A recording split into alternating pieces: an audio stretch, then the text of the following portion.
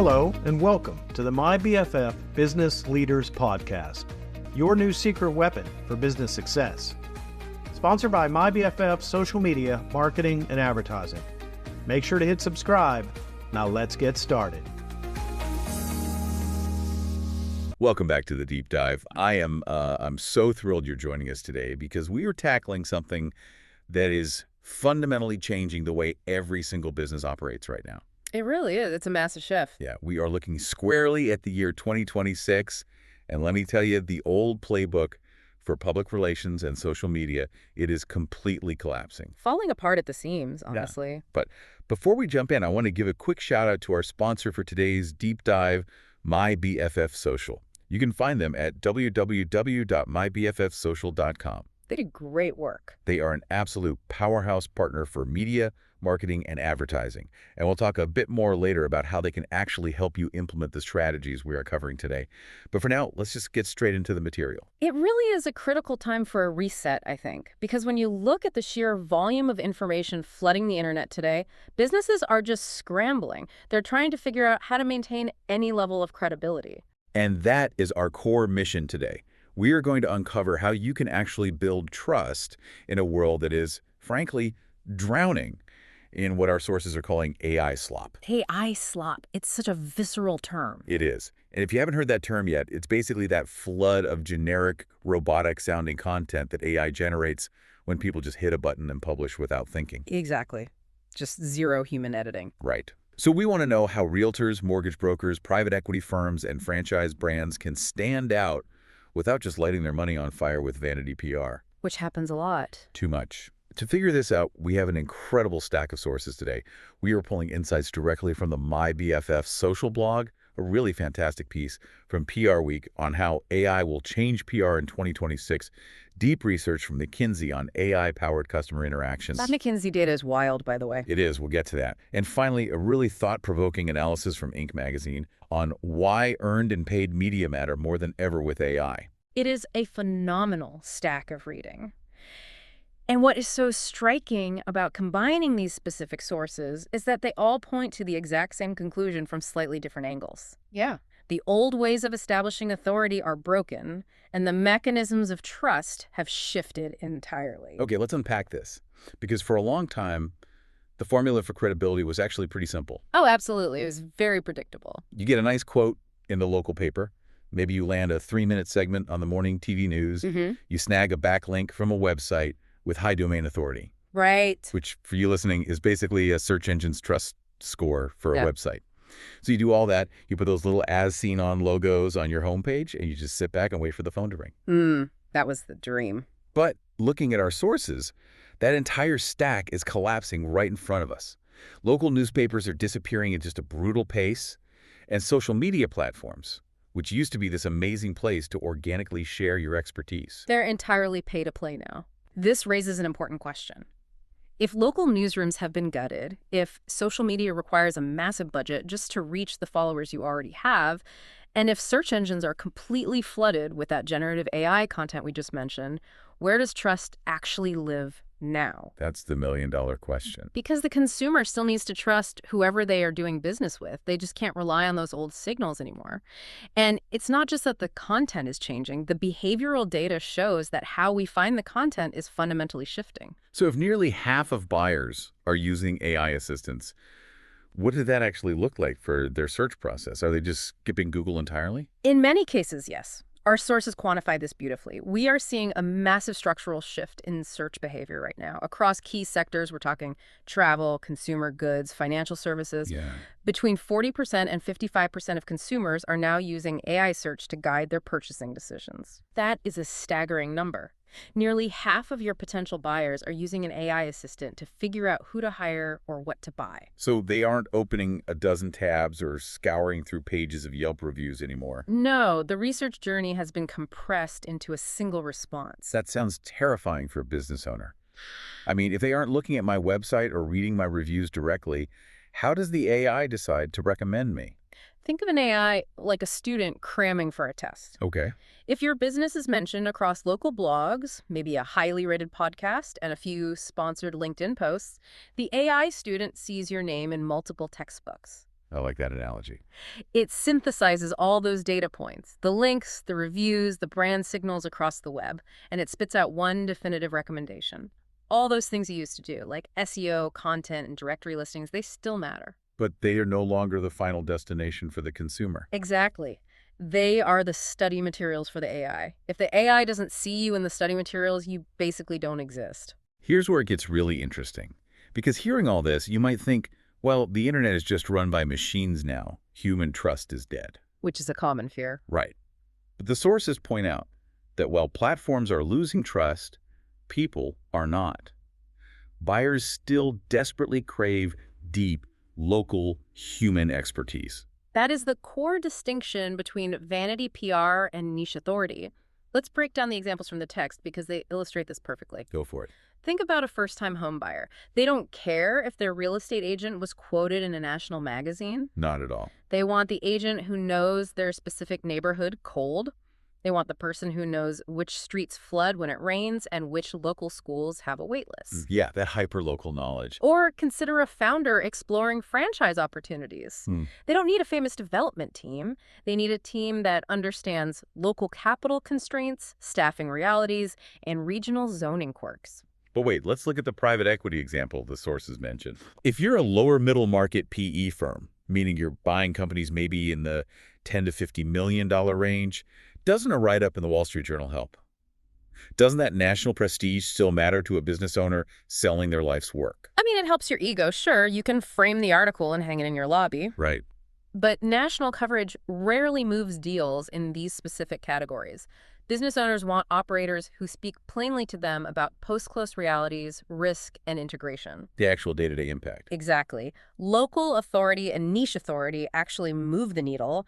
You don't need to be famous to the whole world. You just need to be incredibly findable and credible to the 50 people who are actually going to buy from you this year. Just those 50 people. Yes. It's about building an ongoing, visible expertise that both humans and machines can recognize consistently over time. So how do you actually do that? The sources talk about a new mandate for 2026, this idea of becoming your own media channel. Yes, acting like a publisher. They argue you can no longer just pitch the media, you have to act like a trade publication with real newsroom discipline. But I know what you're thinking as you listen to this. You're thinking, I run a business. I don't have time to be a full-time magazine publisher and podcast producer. That is the natural reaction. Totally. But what's fascinating here is how the PR Week article reframes the role of AI in solving that exact problem. The fear is always that AI is going to replace the human voice.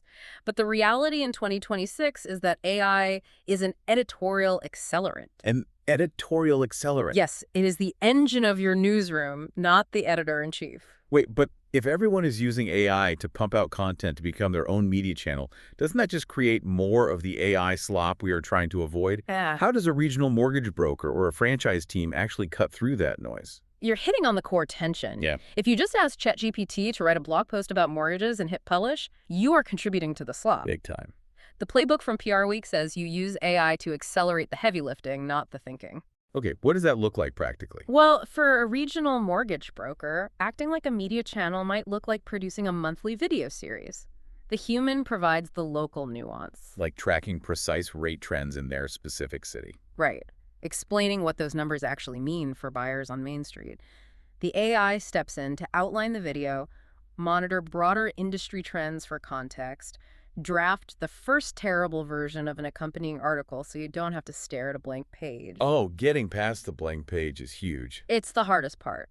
And then the AI can chop the finished video up into social media clips and email copy. So it's providing actual human value, but utilizing AI to give a small business the output of a 5-person publishing team. Precisely. And for a franchise development team, their media channel could be a bi-weekly podcast where they interview real operators. Right. Again, the human element is asking the tough questions, talking about the first year's hardest challenges, navigating staffing issues. The AI handles the transcription, pulls out the key quotes for LinkedIn, and formats the newsletter. So the goal is to become the most transparent, useful, and opinionated source of insight in your specific corner of the market, using AI to scale your reach. That's the playbook. Let's talk about the bottom line, because this is where the McKinsey research comes in, and frankly, the numbers are wild. They really are. They looked at what they call the next best experience and how AI-powered customer interactions affect profitability. They found that AI decision engines can lift customer satisfaction by 15 to 20%, That's huge on its own. and it increases revenue by 5 to 8% and reduces the cost to serve a customer by 20 to 30%. Those are massive margins. So treat me like a business owner looking at my P&L right now. Yeah. How does an algorithm actually shave a third off my customer acquisition cost? It comes down to predictive personalization. Let's look at a hypothetical scenario based on the McKinsey framework. Imagine a potential client is on your website reading an article about first-time franchising. Okay, I'm with you. In the old days, maybe a pop-up would ask them to join your newsletter, and that was it.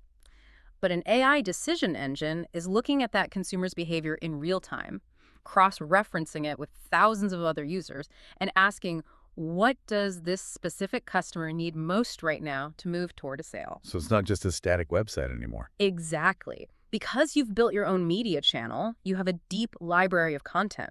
The AI realizes this user usually engages with video content on mobile. Oh, I see where this is going. So instead of a generic newsletter pop-up, it dynamically serves them a 2-minute video clip of a franchise operator talking about their first-year capital constraints. Highly specific. Then it triggers an automated, highly targeted email 2 days later with a case study on that exact topic.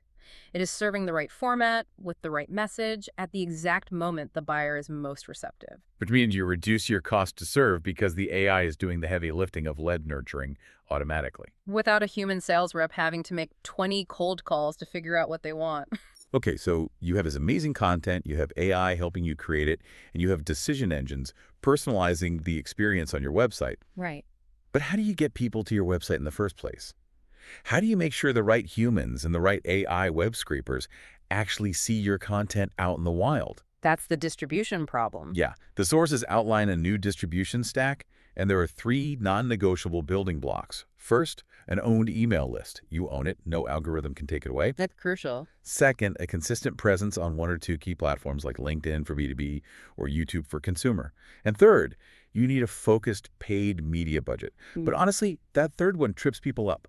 Why am I paying for ads if the goal is to build organic trust?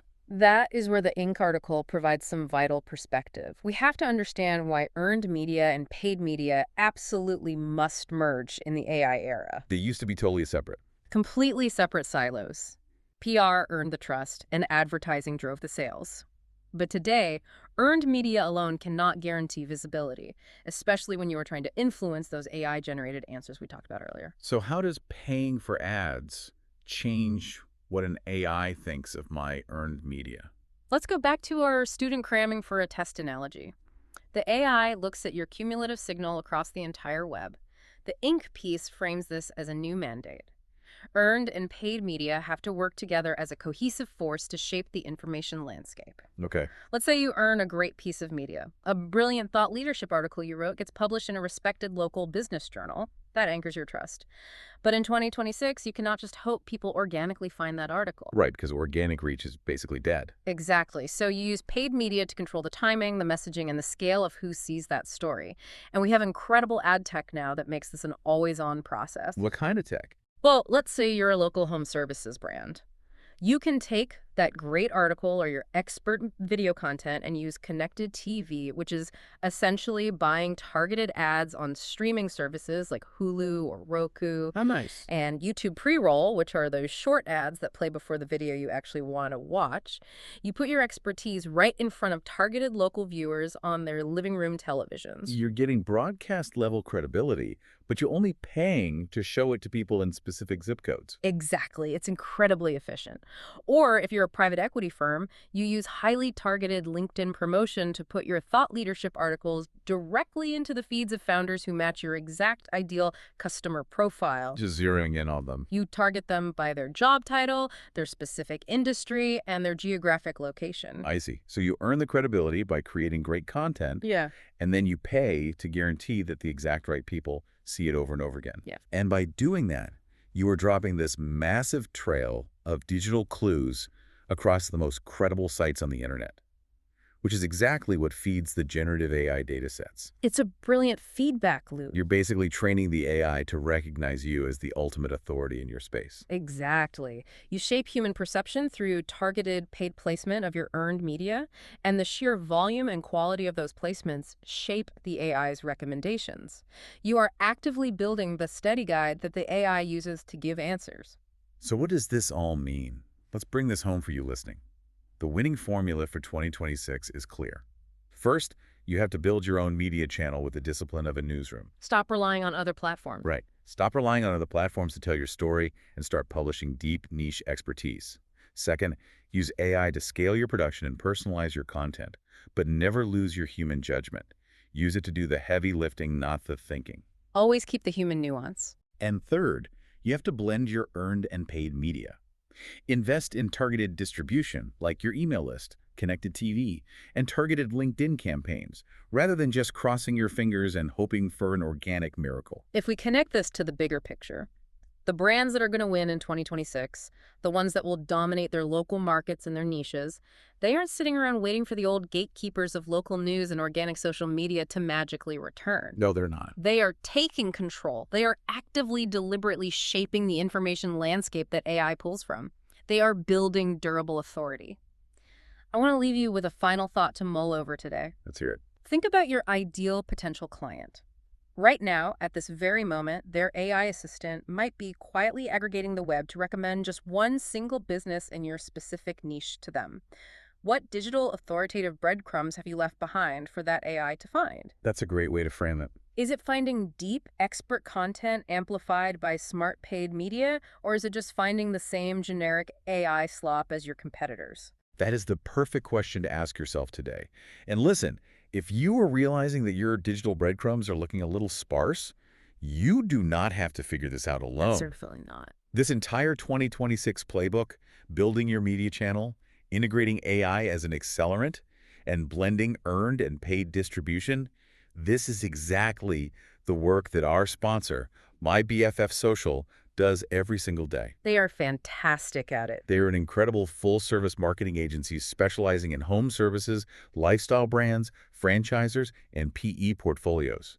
They combine strategic rigor with boutique-level service, and they're absolute experts at making sure both your buyers and their AI assistants cannot miss you. Which is exactly what you need now. If you are ready to rethink how you build credibility and you want to drive down your overhead costs while actually upgrading your marketing strategy, you need to reach out to them. They have a fantastic digital marketing mastery program you should definitely check out. Highly recommend it. You can call CEO Matt Gentile directly at 412-477-3349. You can grab a pen. That's 412-477-3349. You can also email him at matt@mybffsocial.com or just go schedule a consultation right now at calling.com. MyBFF Social. Take control of your authority in 2026. Thank you so much for joining us for this deep dive. Keep asking great questions, keep exploring, and we will catch you on the next one.